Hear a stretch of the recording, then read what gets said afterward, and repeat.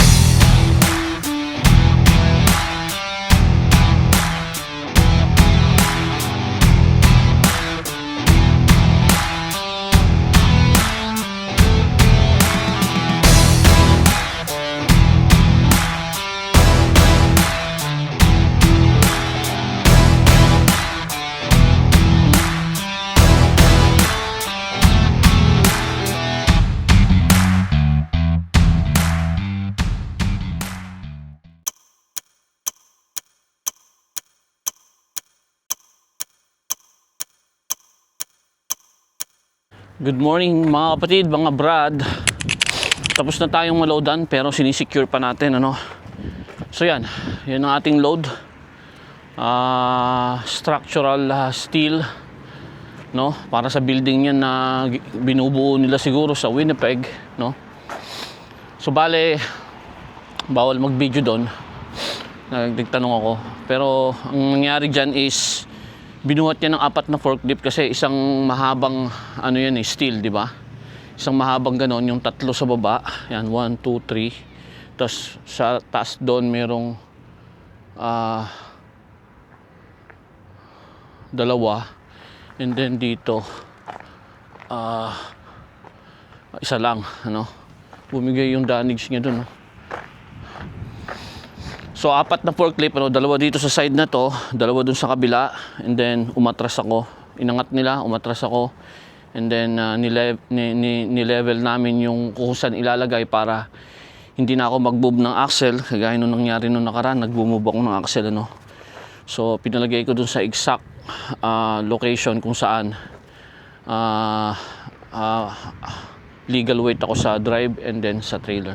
So tapusin natin yung pag-i-strap. Meron pang 3 piraso, no. Nung dumating ako dito kanina, alam niyo naman ng mga puting kano, ano,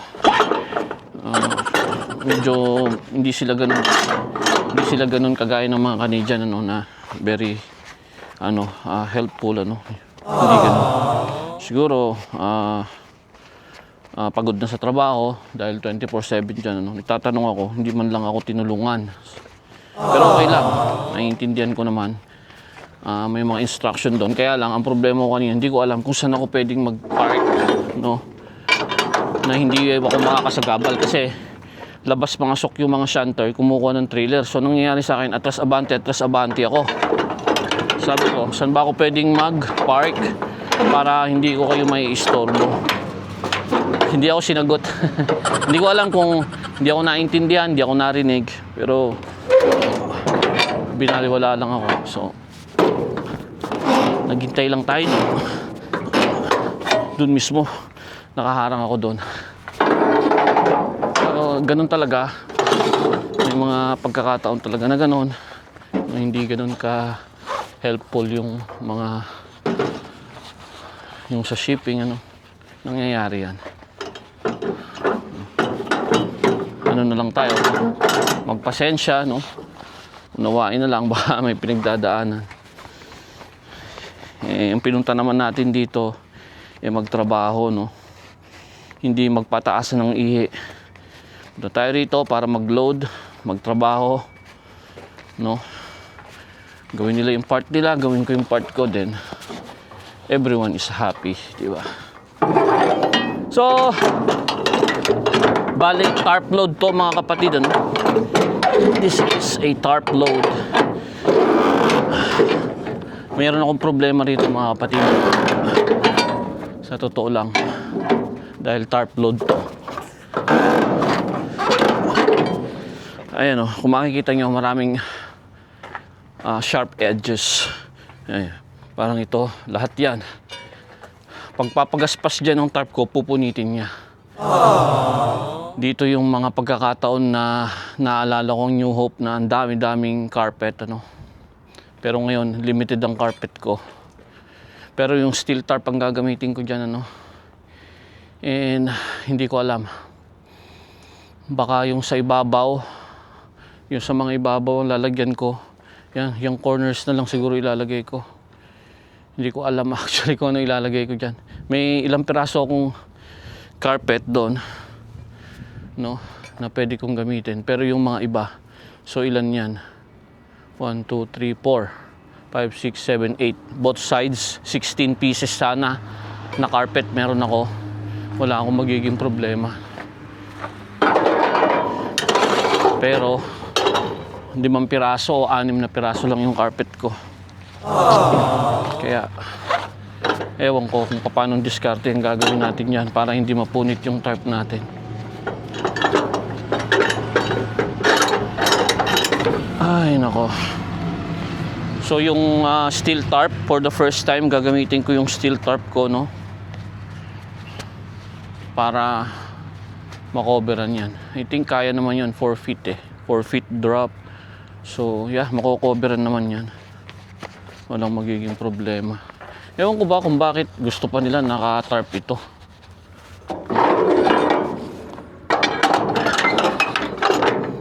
Bakit kailangan pang tarp load? Pero okay lang.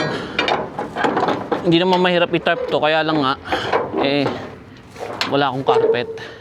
May bayad naman ng tarping sa amin eh. Sayang din yung $150. So yan, secure na natin. So ang total weight niyan, estimate is 40,000 pounds. Meron akong 1, 2, 3, 4, 5, 6, 7, 8, 9. 9 straps. Ang bawat strap, ang working load limit niya is 5,400. Over the load, so meaning 100% yan, no?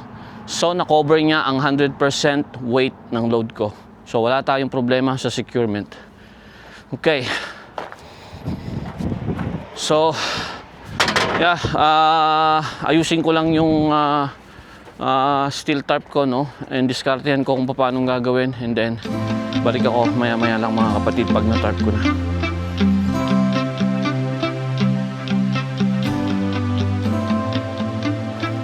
Ay, good afternoon na mga kapatid, ano.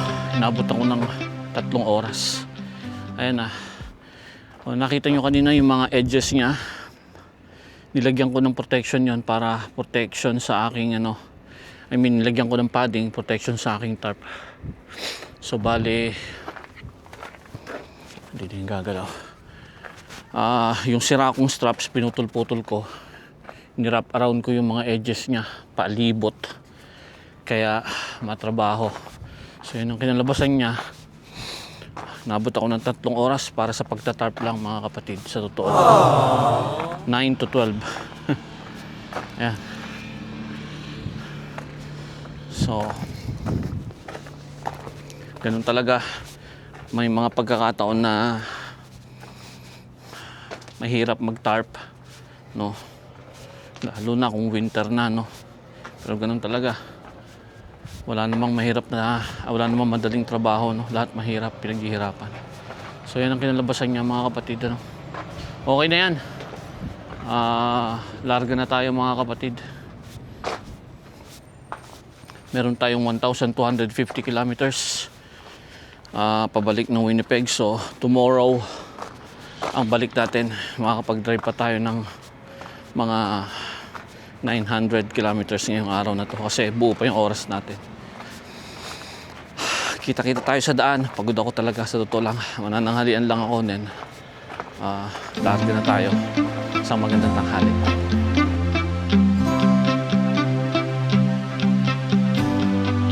Good morning mga kapatid.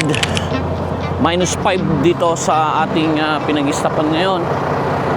Magpi-pre-trip inspection tayo mga kapatid. Medyo madilim-dilim pa pero alas 6 pasado na, magsi 6:30 na.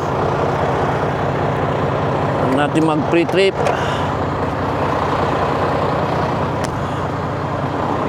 malamig mga kapatid.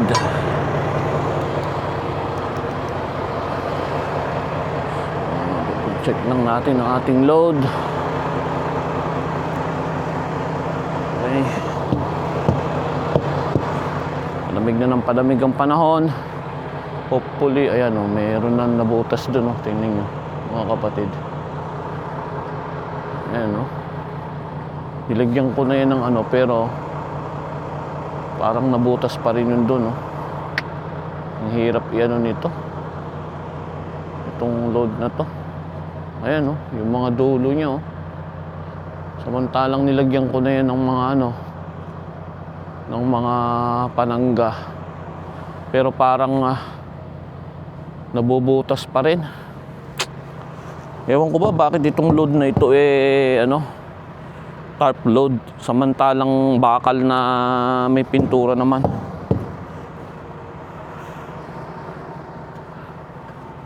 Ayan o, nabutas na ako dito o. Ayan o, nabutas o. Natanggal yung ano siguro nito. Ang daming butas ng tarp ko.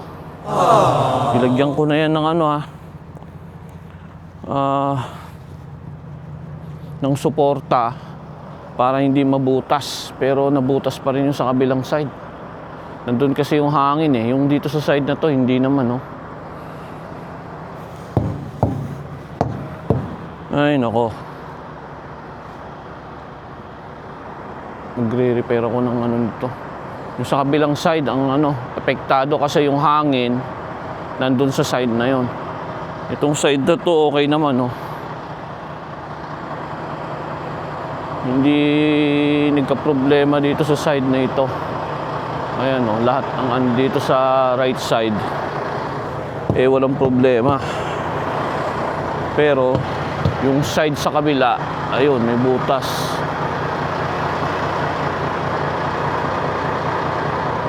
Ayun, doon sa taas din, meron din doon. Check natin kung may magagawa tayo. Kasi malayo pa tayo, 600 kilometers pa. Lalaki yan ng lalaki. Kung pasalubong ulit tayo sa akin, dumi ni Alex, papatrack wash tayo pag uwi ng Winnipeg at mag-ano tayo, papa-change oil. So yun lang mga kapatid, ayusin ko lang yung mga kanto ng tarp ko, baka magawan ko ng paraan. Isang magandang umaga.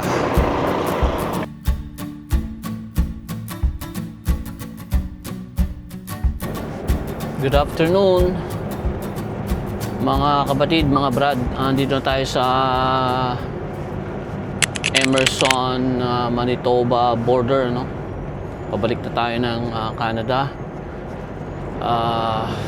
Bale, itong load natin meron siyang ACI manifest, but then itong load na to is part ng multiple loads na iisa lang ang permit, Kaya ang mangyayari nito is pagdating ko dun sa border officer, sasabihin ko sa kanya na kailangan kong pumasok sa Livingston office para kunin yung letter package para sa clearance ng aking load, Kasi for sure yung mga ibang mga loads nauna na or maaaring wala pa akong nauna, hindi ko alam kasi multiple trucks ang pumick up ng load na to, So tingnan natin pag kinausap ko yung border officer ngayon kung anong sasabihin niya, But then ang advice sa akin ng dispatch is i-advise ko yung border officer na I need to go to Livingston office. Bale, yung Livingston mga kapatid is brokerage yan, Sila yung tumutulong sa mga nag-i-import, ng mga actually nag-i-export, nag-i-import, something ganon, para tulungan sila na ma-clear yung mga loads na papasok inside Canada, So let's see kung anong sasabihin ng border. Walang pila masyado, so ako na yung susunod. Labas lang natin yung ating PR card kasi yun ang kailangan, Hindi na tayo nagamit ng passport. Every time na papasok tayo ng Canada, hindi na yung passport ang kailangan hinihingi, kundi yung PR card na. So nandito na lahat yung mga documents na kailangan, mga kapatid, no? So hintayin lang natin ma-clear ang isa sa mga yan, then we're good to go. Yung isang yung isa na nasa gitna, may harang, no? I don't know kung anong meron doon. Bakit siya may harang, ano? May sira. Pinatay ang makina, ayaw na mag-start, hindi natin alam, ano? Buksan na natin ang bintana natin in preparation, ano? Turn left on Highway 29.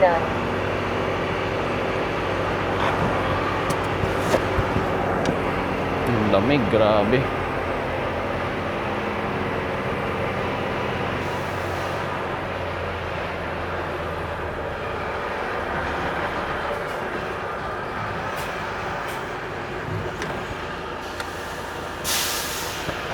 Hello, sir. Good afternoon. How long were you gone? Since Monday, sir. Where'd you deliver? Where'd you pick up? I delivered in Tennessee and then picked this load in Iowa. And also, sir, I was advised by my dispatch that I need to go inside inside the office to take the paper documents, paper package. So they told you to go inside because this is a paper package? Yeah, I need to go to the brokerage, sir, But office. it'd be on file already emailed to us Yeah. electronically. Unless they told you to go to a broker, which usually isn't that common. Sorry, sir. Purchase anything while you're gone? No, sir. No. Any alcohol, tobacco? With No, you? sir. Firearms, weapons? No, sir. No cannabis with you? No, sir. And the Livingston office is inside, sir? This is my first time going there. So yeah, so they told you to go inside because this is a paper package in the Yes. office? Or Yes. did they tell you to go to the broker? I'll go to the broker, They told Livingston. You to go to the broker Yes, sir. to get a paper package. Yes, sir. Paper package. They'd be over there, that blue steel building there. So you'd have to park here, Yeah. and you'd have to walk in there. Okay. Okay. Got it. This has been pre-approved. I'm not like it's already been pre-approved on the 6th. I really don't think you like. I would go in the office. I would park there Yeah. in the office. Tell them that and then just don't even tell them anything. Just give them this paper. Okay. And they will look and see. All right. All right. So I'll give you this back. Just go in, give the officer everything here. You can park there and then head in the front office there. Okay. Thank you, sir. Have a Yeah, nice day. You too.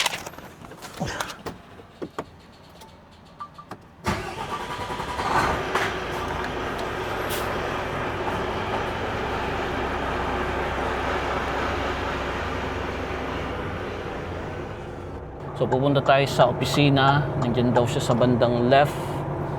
And then if there's a need for me to go to the broker, no, Livingston, then yeah, Continue on gagawin the natin current yun. road.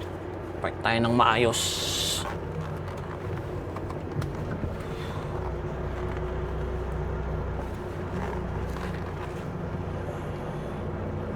Napakalamig sa labas, mga kapatid. So, pupunta lang ako sa opisina, no? And then babalik ako maya-maya lang, mga kapatid, kasi alam ko bawal doon ang camera.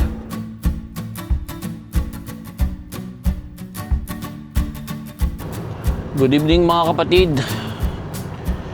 Kanina, kausap ko kayo na nandito na ako sa border, no? Pero nagkaroon ng problema, mga kapatid, ano? Kukwento ko sa inyo. Kailangan ko lang umalis na dito dahil kailangan ko na raw umalis dito. Nakapasok na ako ng Emerson border, no? Clear na yung load. Pero ang isang problema is hindi ako ang lead truck, no? Meron palang policy sila, no, na kailangan ang mauuna sa border kapag multiple loads of trucks na isang permit, kailangan ang mauunang pumasok sa border is yung lead truck, which is sabi ng company ko na ako ang lead truck, pero hindi naman pala ganoon ang nangyari, no? Hindi ako ang lead truck. So ang siste, naghintay na ako dito ng 4 na oras na mahigit kung tutuusin, no? At binigyan ako ng papel ng border, no, na kailangan ko na raw bumalik ng US. So itinaboy nila ako, mga kapatid, pabalik ng US, mga kapatid, ano.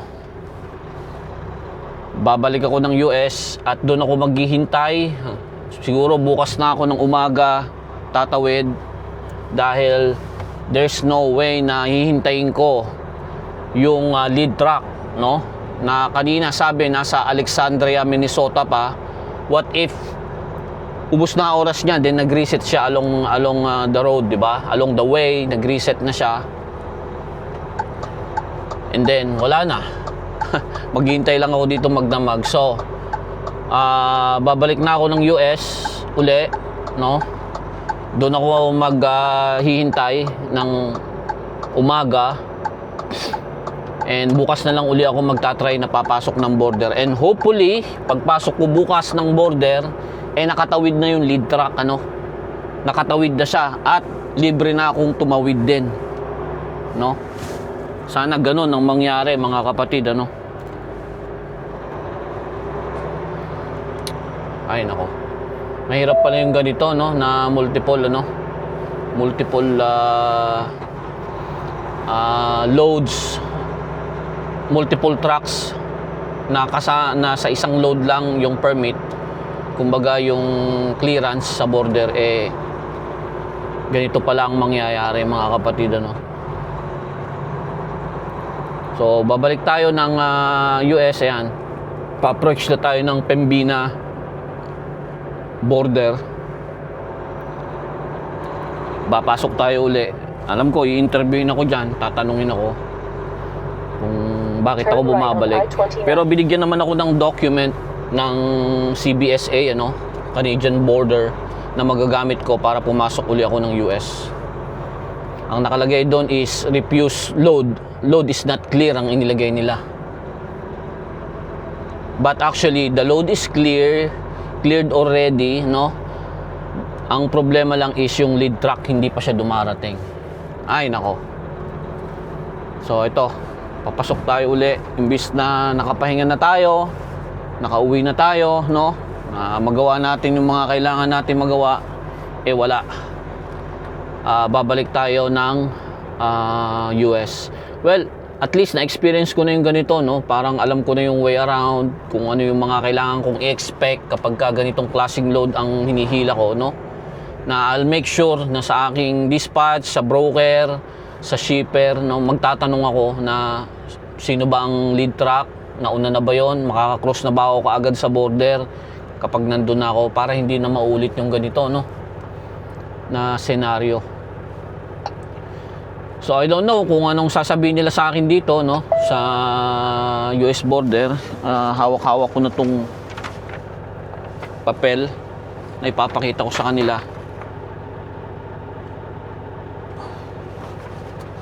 Ganito pala dito, no. At nandito rin yung mga paperworks na kailangan ko, no. Okay na. It's just that load information not clear. Yung palang nakalagay, load information not clear, no. So wala namang problema, yun lang, no. Commercial goods refusal. Tayo na susunod, mga kapatid.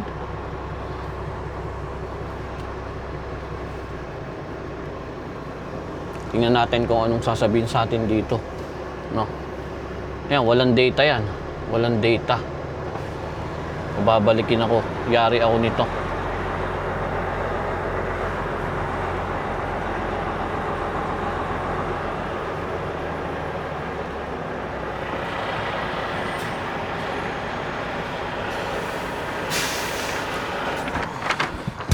Hi, good evening, sir. I was sent back, sir. I was sent back because the lead truck not yet arrived. Like you? The shipment wasn't arrived? There's this load has multiple loads with different trucks, and they told me that the lead truck that should arrive first hasn't yet arrived, so I have to wait for the truck before I can pass the border. So what is your plan now? We'll stay with one of the truck stop there and wait for the lead truck. He's in Alexandria, Minnesota right now, and maybe I will just cross tomorrow. Okay, you're not planning on dropping off the trailer, are you? No. My company did not allow me. I told them if I can drop, then go home in Winnipeg, but they said no. You have to wait.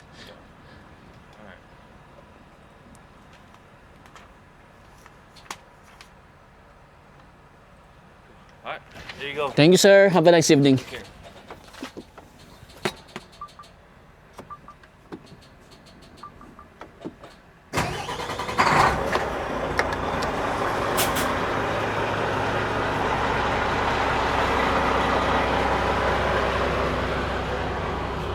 Ayos na mga kapatid. Akala ko marami pang question, ano. Tinanong lang ako na kung ano reason, bakit ako pinabalik. And sabi niya, wala kang ano, hindi mo idadrop yung trailer ha. Yes sir, sabi ko, hintayin ko na lang yung ano, yung lead truck. So, yeah. It is what it is mga kapatid, ano. Balik tayo ng US. Mag-stop tayo dyan sa gas truck, no. Malapit lang naman yon. It's like 5 kilometers away or 5 to 10 kilometers away, ano. Inisip ko nga kailangan ko na naman ng border passes kasi every time na papasok ka rito, bumibili ako nung 1 entry pass, border pass na $20.80, ano. Pero since continuation to nung load na nanggaling na ako dyan sa loob, hindi na nila ako pinagbayad, ano. Kasi kung magbabayad na naman, another $20.80. Although, i-refund ko naman yun sa company, no. Pero hindi naman nila ako pinagbayad na. So yun, mga kapatid, ganun talaga, ano, may mga ganitong pagkakataon na nangyayari na hindi clear yung load, ano. Clear na yung load pero merong aberya dahil nga medyo komplikado yung hinihila kong load, ano. May mga policy sila na pinatutupad na kailangang sundin, ano. Maingay ka, stop ka na. Then take the first left. Pinababalik na ako kung mag-stop ka na muna. Okay, yan. Mag-stay na ako for the night. Bukas na ako tatawid to make sure na clear na yung load, ano. Bukas na ako ng umaga tatawid. Maghihintay ako ng advice sa opisina bago ako tatawid dahil ayoko na nandiyan na naman ako, no, sa border. And ganun naman ang mangyayari, no. I-refuse na naman nila ako na makapasok dahil wala pa yung lead truck. So yeah, mga kapatid, magkita-kita tayo muli bukas. Medyo mag-ilaw tayo, no, para makita nyo ako, no. Magkita-kita tayo uli bukas. Continuation ng ating load na to pabalik ng Canada sa yard namin. Actually, ang delivery nito is Monday. Tomorrow is Sunday na, no? Sunday. Masisira yung reset ko. Masisira talaga yung reset ko. Imbis na nakag-start na yung reset ko, then by Monday, after ma-deliver ko sana to, I'm good to go na uli, pabalik ng kung saan man nila ako papupuntahin. Hindi ko magagawa yon dahil I have to reset after na ma-deliver ko tong load ko sa Monday. So more likely ang magiging biyahe ko na is Wednesday na. Kita nyo yung abalang ginawa, no, ng load na ito sa akin, no, sa hanap buhay na meron tayo na time is really important and essential, ano. Wala tayong magagawa. It is what it is, di ba? Sabi nga nila, ganun talaga ang trucker's life. May mga aberya na mangyayari na hindi natin maiiwasan. Kailangan lang natin i-accept, ano, wag na tayo magpaka-stress, move on. Bukas uli, panibagong start na naman. So isang magandang gabi mga kapatid, ano. Kita-kita tayo bukas ng umaga.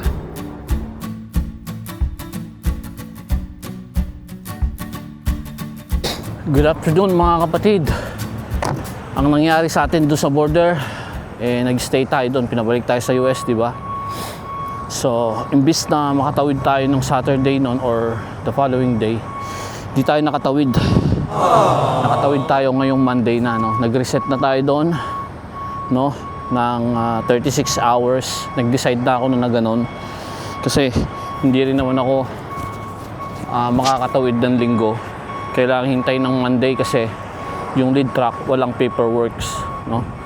So kanina lang ako nakatawid, and then dumiretso na ako dito para i-deliver. Ayan, ibinababa na nila, no? At ang pangit doon is, of course, doon ako nagstay ng 36 hours sa bago mag-border sa gas truck, ano? Ayan, binababa na nila, mahaba. Nagstay ako doon ng 36 hours. Yun ang masama, walang ligo. Kasi doon sa gas truck wala namang shower, washroom lang meron. Then buti na lang may food ako, no? And nakatawid ako kaninang umaga lang. Then pumunta ako sa yard kasi in-negotiate nila itong load na to para magkaroon ako ng waiting time pay, ano? Kasi naghintay ako ng 36 hours. So yung reset ko is parang nabayaran, no? So kumita tayo kahit papaano, nag-reset tayo. Yun nga lang, ang take off doon is doon ako nag-reset. Imbis na magawa ko yung mga dapat magawa, mapa-change oil ko si Alex, hindi ko nagawa. Ngayong araw na to wala nang spot, no? Para makapag change oil ako. Wednesday na raw. Pwede pa naman umikot si Alex ng isa pa bago ako mag-change oil. So, depende. Kung sa Wednesday, walang biyahe, then siguro pwede ako magpa-change oil. Kung hindi, kung meron, then babiyahe na lang tayo. Pagbalik na lang uli. No. Ayun. So, may bumbero, no? Baka may aksidente ron o sunog. Pero sigurado yung aksidente. Sa construction site ako nag-deliver, no? Ayan. From this road, ayan, no? So nag-forward ako doon, and then pinatras ko dito, no? Kasi sabi nila sa akin, umikot ako ng pag ganun, matatagalan ako, maglalagari pa ako. Sabi ko, awatin niyo yung dumadaan sa kalsada na yan, awatin ninyo, aatras na lang ako para diretso ako dito. Kasi dito ko raw ilagay sa sides, So, yung ginawa ko, matras na lang ako. Mas mabilis. Total, nandiyan naman sila, nag-guide sa akin. Then, inantarp ko, ayan. And then, since ang nag-load dito is 4 na forklift, one time. Ito, isa lang ang forklift nila, construction forklift. Pakita ko sa inyo. Isa-isa, no? Hindi pwedeng sabay-sabay. Ayan, isa-isa lang nilang binababa. Ayan ang construction forklift, oh. Ayan. So after nyan, no, it's okay. Akala niya kinakausap ko siya. After nyan, balik na tayo ng yard. Then maghintay na tayo ng ating load kung saan man, sa US man or sa Canada, no? So, yun ang aabangan natin. So nagkalat pa yung mga gamit ko, no? Nagkalat pa. Isisinop ko pa yan. And then uwi na tayo sa yard. Then maghihintay na tayo ng load. So yun lang mga kapatid ang update, ano? Yung aberya sa border, it turns out na meron monetary benefit sa akin dahil binayaran nila ako ng mas maganda-ganda dahil siningil nila yung company, dahil sinisi nila na na-delay ako sa border, so siningil nila. Then binayaran ako ng medyo maayos-ayos mga kapatid. To be exact, it's $640 for 36 hours na nagstay ako doon. So nabayaran ako, no? Okay na rin. Kaya lang, holiday na bukas dito sa Canada, baka wala ng load, baka Wednesday na. Okay lang, kahit papano. So yun lang mga kapatid, ano? Magkita-kita tayo uli sa susunod nating biyahe. Laging yung tatandaan, mata sa kalsada, kamay sa manibela. Manibelang Pinoy. Magandang hapon.